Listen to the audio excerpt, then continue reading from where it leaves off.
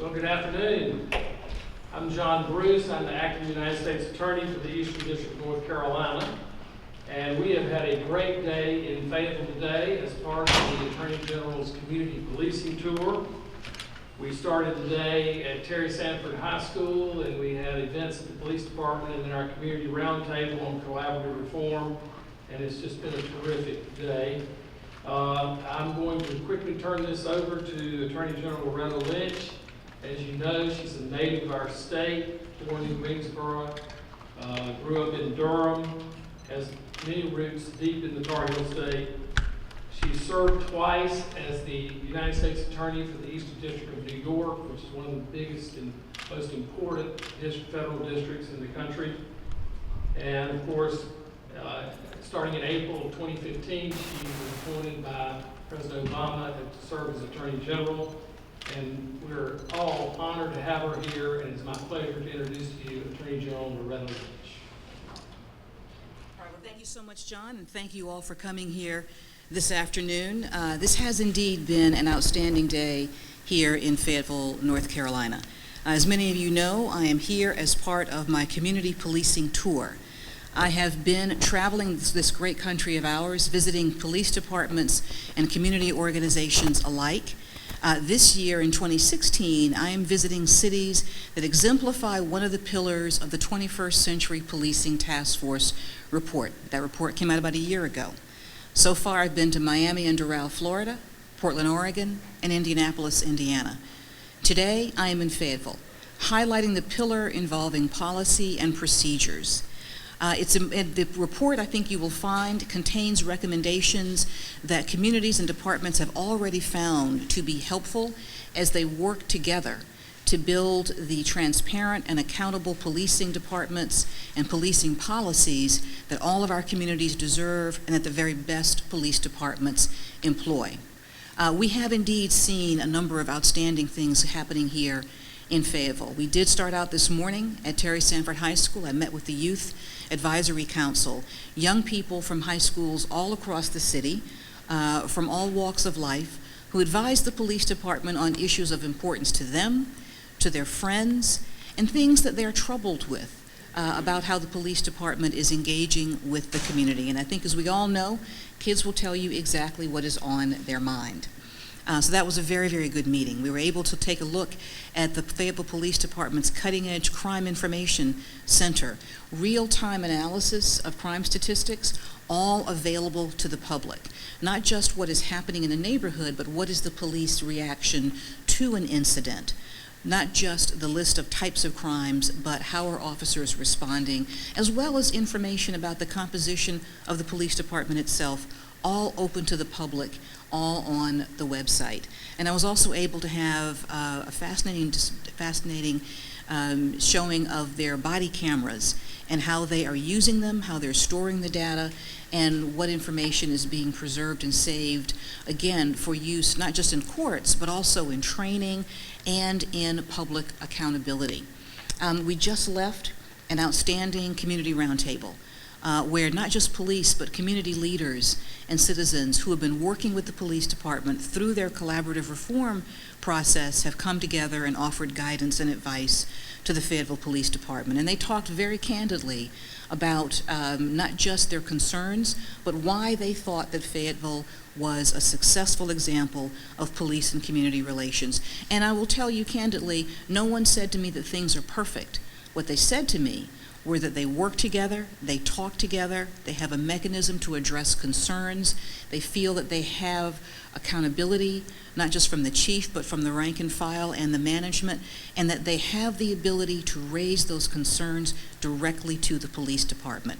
The police department talked about having direct community involvement in training, in policy. As they were deciding how to deploy their body cameras, for example, they had community input directly into that. And that's the kind of collaboration, and that's the kind of relationship that we are looking to duplicate across the country. We're looking for examples of police departments that, like Fayetteville, reach out to us in the midst of trouble and concern, yes, but before there are flashpoint incidents, so that we can work with them and provide the guidance that help them utilize the talents that are already there, the police department, and most importantly, the community. All of this would not have been possible without the people who came together to provide this information to me today. So let me thank not just the people, the dedicated officers of the Fayetteville Police Department who are clearly committed to transparency and accountability, but Chief Medlock and his staff.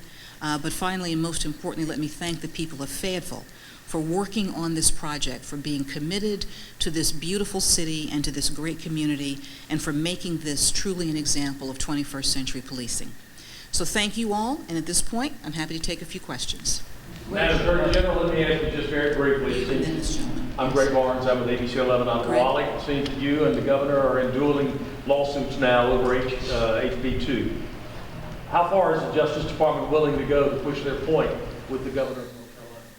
Well, as we said when we announced that lawsuit, we brought that suit because North Carolina chose to pass a law that sadly sanctioned discrimination and that was inconsistent with the ideals of the federal laws that govern many of the institutions that are named in the lawsuit, and that frankly are inconsistent with the values of the people of this great state. I can't speak for the governor. As with us, any lawsuit that we file, we intend to respond in court as appropriate, and we will see where that takes us. This gentleman and then this lady.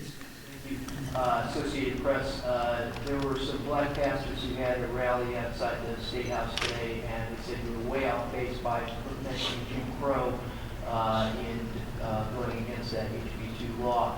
How do you respond to that? Well, certainly I have great respect for pastors, being descended from several generations of them myself, and I certainly respect their point of view, and people are entitled to their opinion. And what I will say about that is, while the civil rights movement, certainly in this state, focused on racial discrimination, civil rights and human rights are not limited to any one particular issue or any one group of people. And where there are people who feel victimized, and who are in fact victimized and made vulnerable simply because of a physical characteristic over which they have no control, that is exactly what the civil rights laws are meant to cover. So certainly I respect the experience of those who have in fact toiled in the vineyards of the civil rights movement, focusing on particular groups. But when you look at the nature and purpose of the movement and the nature and purpose of the message of those who led it, it is about civil rights, human rights, and equality for all.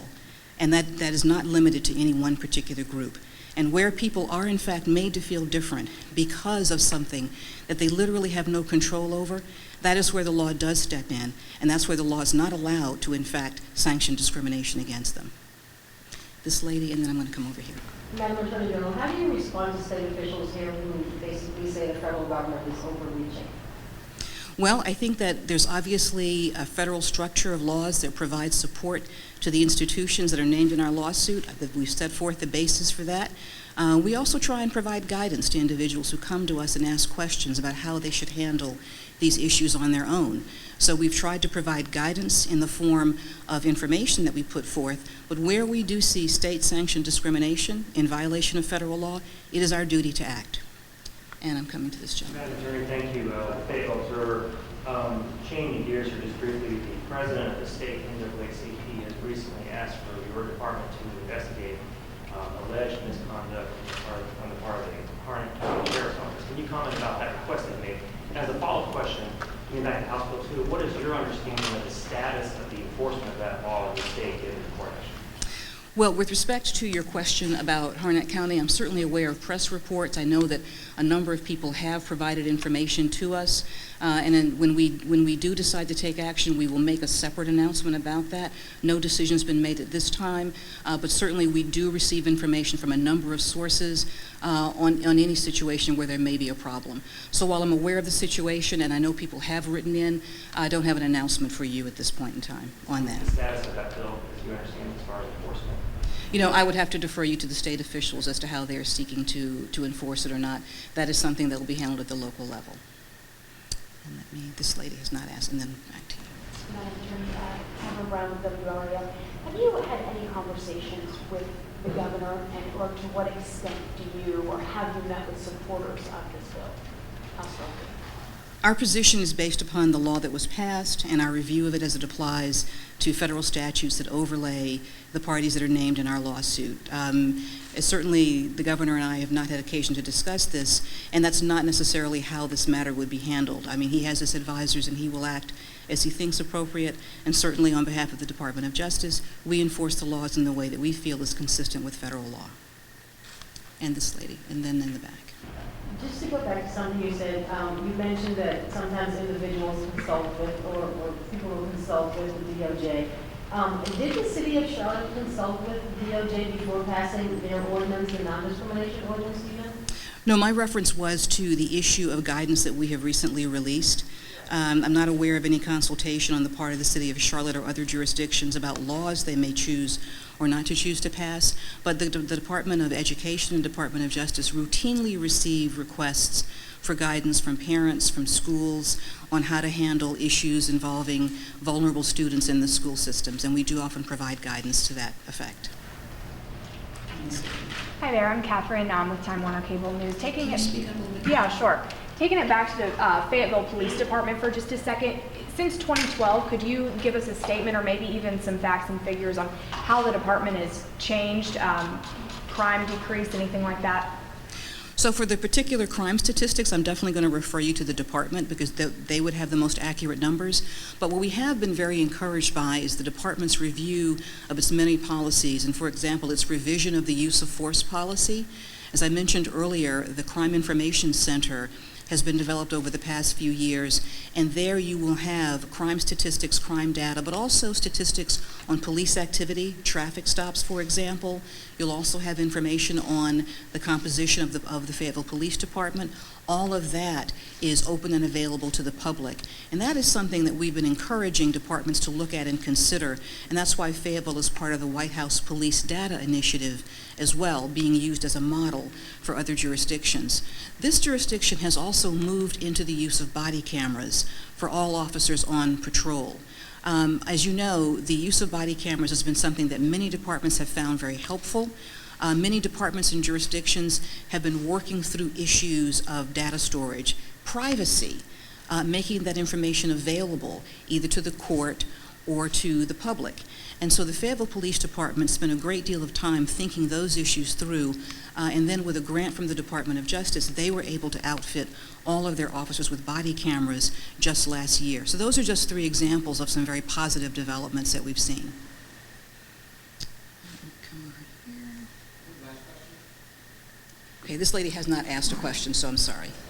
Could you talk a little bit about when you decide whether to withhold federal funding from the state? Well, as we've indicated when we filed our lawsuit, at this point we are asking for an injunctive relief. We are asking for the state to reconsider its law in light of what we feel is clear precedent. And certainly as the lawsuit progresses, we'll be considering all of our options. But we don't go into it any further than that, sorry.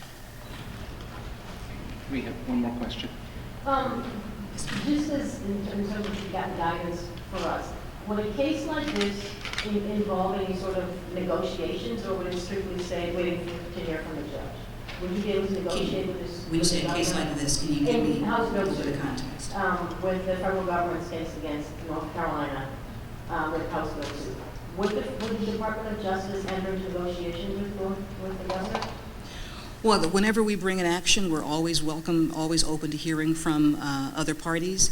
But this is not said in any way to put pressure on any of those other parties. That's always a decision that they have to make if it's something that they choose to speak to us about. And so every case is different, and every case takes its own course. Thanks very much. Thank you all.